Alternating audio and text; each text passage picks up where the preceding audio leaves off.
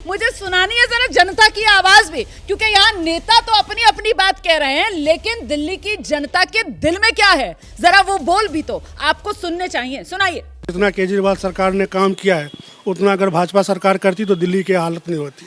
ये टांग खींचने का काम बीजेपी का है और बीजेपी हमेशा करती आई है। पूर्वांचल से उनके क्या दुश्मनी है, वो क्या दुश्मनी निकालना चाहते हैं वो, और क्या कहना चाहते हैं। खुद रोहिंग्यों को ला के बसा रहे हैं दिल्ली में, तो वो ठीक है क्या?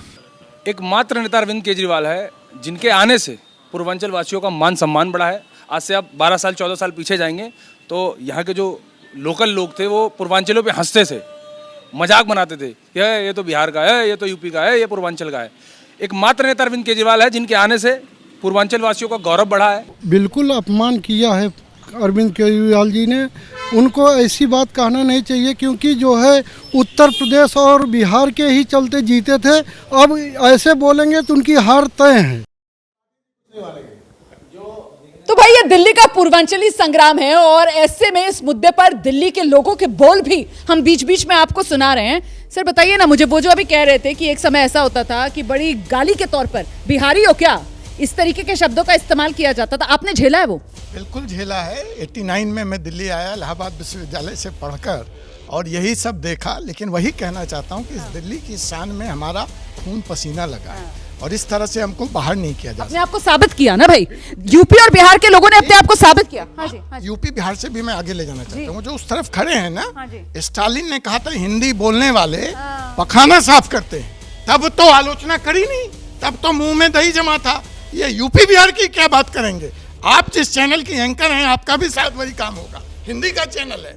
किसी के मुंह में दही जम गई थी, आज भी नहीं बोलेंगे।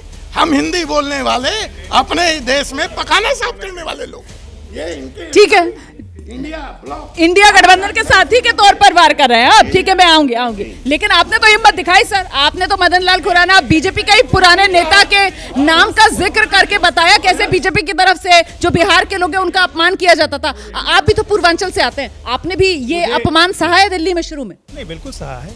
ए बिहारी ऐसे ही कहते थे, सीधे कहते थे, ये झेला है हमने।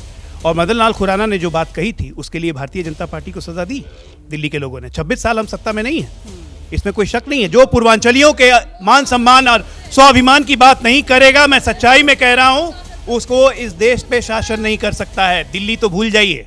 और आज मैं बात ये कह रहा हूं इसलिए कि मैं फिर कह रहा हूं कि हम यूपी बिहार के लोग, झारखंड के लोग दोगले हैं। ये अरविंद केजरीवाल ने आज सुबह में कहा। याद रखेगा, बिहार में रहने वाला हर यूपी आप रटा देंगे ये शब्द, आप रटा देंगे ये शब्द दिल्ली के वोटर। भाई अरविंद केजरीवाल ये कह रहे हैं, मान लेते हैं हम लोग दोगले हैं, तो ठीक है। दोगला क्या क्या कर सकता है अगले आने वाले 25 दिन में, ये इनको करके दिखाएगा। आपके लिए चेतावनी, वार्निंग।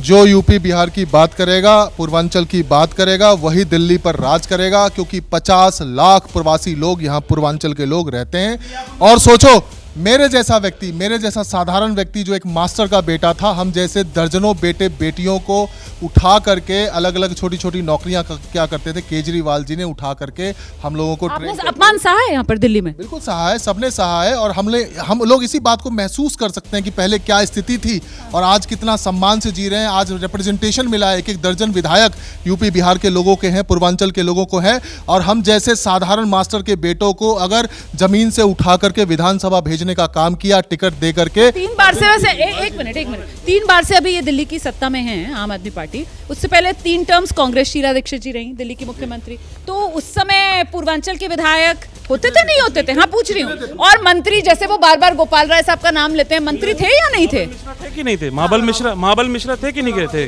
संदीप दीक्षित जी कहाँ से आते हैं पता है आपको? बताइए ना कहाँ से आते हैं, आप बताइए ना कहाँ से आते हैं। शीला दीक्षित जी को खुद ही कह दीजिए। नहीं, शीला दीक्षित जी खुद यूपी की थी, ठीक है, पूर्वांचल से बिलोंग करती थी। लेकिन इन लोगों को कुछ दिखेगा नहीं। 2001 में मैं आपको बता देता हूँ, ये तो सर आपका जो पूरा का पूरा एक वो था, क्या कहते हैं उसको, बड़ा आधार था, उसकी हवा निकल गई। लो, आप तो गोपाल राय तक ही पर सीमित थे, यहाँ तो शीला दीक्षित का नाम आ गया। शीला जी की सरकार ने 2001 में दिल्ली में छठ पूजा को ऑप्शनल हॉलिडे बनाया था कि भाई आपको अगर छुट्टी लेनी है छठ पूजा पे तो आप छठ पूजा पे छुट्टी ले लीजिए। 2001 से हुआ था ये। 2001 में शीला जी की सरकार थी, पूछ लीजिए इनसे, इनको नहीं पता होगा। और दूसरी बात, इन्होंने तो माँ गंगा को धोखा दिया एक ने, और एक ने माँ यमुना को धोखा दिया, और छठी मैया को भी धोखा दिया। भाई छठ का जब महापर्व होता है तो जो भी छठ का पर्व मनाता है 2 दिन तक निर्जला रहना पड़ता है, जल नहीं आप ग्रहण कर सकते। बड़ा कठिन फास्ट है उसका। और उसके बाद वो अगर झाग वाले पानी में जाके, जहरीले पानी में जाके, जैसा कि मैं आपकी रिपोर्ट ने भी दिखाया, अगर उसको जल चढ़ाना पड़े या आरती करनी पड़े सूर्य भगवान की, तो ये तो शर्म की बात है। ये तो वाकई में देखिए, जब भी छठ पर्व आता है, मैं आपके पास ही आ रही हूँ सर, और प्लीज वो 29 उम्मीदवारों में कितने पूर्वांचलियों को टिकट दे दिया, उस पर मत जाइएगा सर, घर पर मत जाइएगा सर। आप मुझे सिर्फ इस सवाल का जवाब दे दीजिए कि जब छठ का पर्व होता है और वहां पर जो व्रती होते हैं वो अर्घ दे रहे होते हैं इस गंदे यमुना के पानी में, ये जहरीले झाग में, आपका मन सर, आपका मन कैसे सहता है? मैं आपको ईमानदारी से जवाब नहीं होती है। बिल्कुल होती है। आप एक चीज समझ लीजिए कि यमुना को लेकर के जो एक हमारे दिल्ली के बेहद पढ़े लिखे IITian मुख्यमंत्री हैं, उन्होंने एक ऐसा इनिशिएटिव लिया है कि इस प्रॉब्लम को जड़ से सॉल्व हो सके। जितने भी STPs, एक सेकंड सुनो, जितने भी सीवर के ट्रीटमेंट प्लांट्स, तस्वीरें भी दिखा रहे। अरे रुकिए, तो मुझे ये बताइए, आपको चैलेंज देता हूं, STPs, एक सेकंड सुनो। ईशान जी, आपकी आवाज नहीं जा रही है सर, आपकी आवाज नहीं जा रही है, माइक किधर है सर?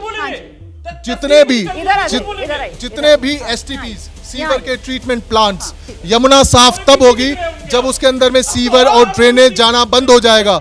जैसा कि दिल्ली के मुख्यमंत्री जी ने कहा कि सारे STP कहते क्यों रहते हैं, करते कुछ क्यों नहीं अरविंद केजरीवाल? सारे STP जो बन रहे थे कोविड की वजह से, जो लॉकडाउन रहा और उसके बाद जो इन्होंने फर्जी केस करके जो जेल में डाल दिया, उसकी वजह से डिस्टरबेंस हुआ है। 1-1.5 साल का समय और लगेगा।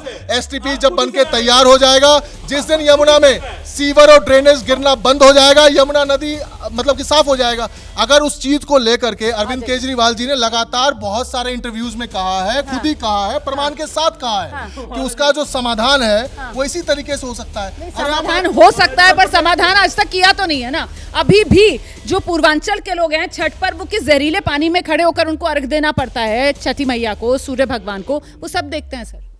तो महाराज जी, मुझे लगता है कि इससे बड़ा उदाहरण नहीं होगा कि पूर्वांचल के लोगों का, उत्तर प्रदेश बिहार के लोगों का क्या अपमान होता है। आप मुंह से बोल के करें एक अलग बात होती है, वो तो चलिए आपने बोला, कई बार लगता है कि इसको अलग तरह से, लेकिन जो छठ पर्व है, और वो बयान चलाना चाहिए जिसमें वो कहते हैं मैं डुबकी लगाऊंगा, अगर मैं सपरिवार स्नान करूंगा, नहीं होगा तो मुझे वोट मत देना। और एक बात जो अभी आदेश ने की, मुझे लगता है उसकी बात जरूर करनी चाहिए। मेरा बहुत स्पष्ट मानना है, अगर राहुल गांधी ने अरविंद केजरीवाल पर कृपा नहीं की, मैं शब्दशः कह रहा हूं, इसको रिकॉर्ड करके रखिए, अगर नहीं कृपा की तो केजरीवाल जा रहे हैं, उनको कोई बचा नहीं सकता। केजरीवाल जा रहे हैं। अगर राहुल गांधी ने अंदर खाने कृपा नहीं की, जो जिन नेताओं का फोन आया, राहुल गांधी के दबाव पर अजय माकन की प्रेस वार्ता रुकी है, ये सब जानते हैं, ये कोई छिपी हुई बात नहीं है, इसका कोई रिकॉर्ड तो दर्ज होता नहीं है। लेकिन जिस तरह से वो बैक हुए हैं, ये कांग्रेस पार्टी के लिए अच्छा नहीं हो सकता। उनको लगता हो कि भाजपा जीत जाएगी या कुछ हो जाएगा, लेकिन आप ही नहीं रहेंगे तो दूसरे के हारने जीतने से लाभ क्या है?